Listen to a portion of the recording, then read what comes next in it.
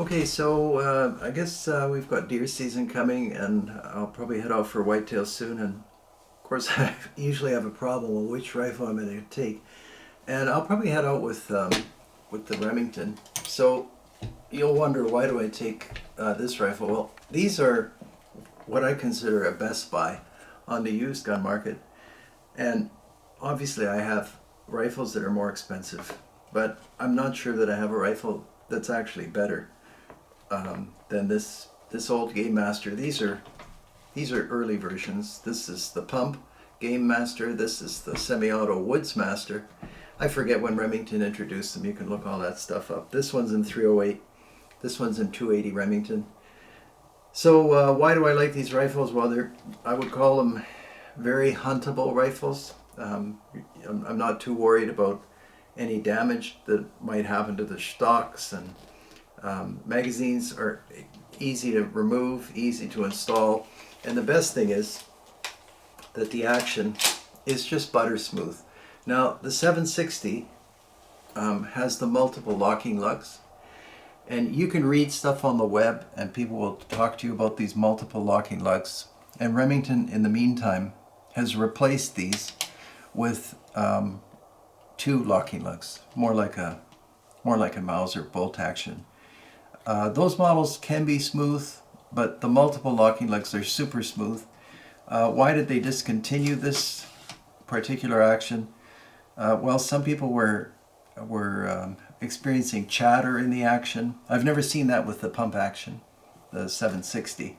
But the 742 has a bunch of misconceptions about its durability. And this issue of chatter, where the bolt locks open, like it comes back and then stays open, is kind of misunderstood. I must have bought a half dozen of them for like $200 because the people said they don't work, and they didn't work. And of course, it's hard to know what's wrong with a specific rifle without seeing it. But I just cleaned up the lugs. There were some burrs and small burrs, and I suspect it's from rapid fire, and I don't think it's rapid fire during hunting. These aren't AR-15s, and the rounds are a lot more powerful than AR-15, so I don't know whether it's designed for sustained rapid fire. But I just cleaned up the burrs, and I haven't had one that didn't return to working. And I know a couple of people that have fired them countless times. Like, some people talk about a 500 round life expectancy or 800 round life expectancy. I mean, these are very well made and very well designed guns and can last a lot longer than that. Of course, the barrels certainly do. There was another model, the 740, which was very similar. This is a very early 742 and 308, and I would call it like an unstoppable rifle, but like I said a moment ago, it's not an AR-15. So twin action sidebars, whatever, the magazine holds 4 rounds, and so why don't I take the semi-auto? Well, I can fire the pump almost as quickly, and it's just so slick.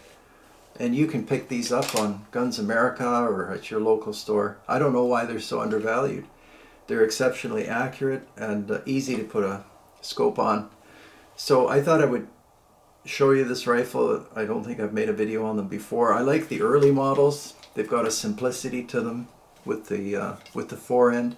280 is one of my favorite calibers. These are not that easy to find. I've got the 280, I've got the 257, and then 35 Whelen, or Whelan, depending on how you pronounce it, is good. Somebody, put a recoil pad.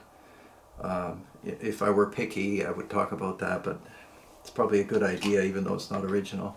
This semi-auto, the 742, just has a typical Remington aluminum butt plate.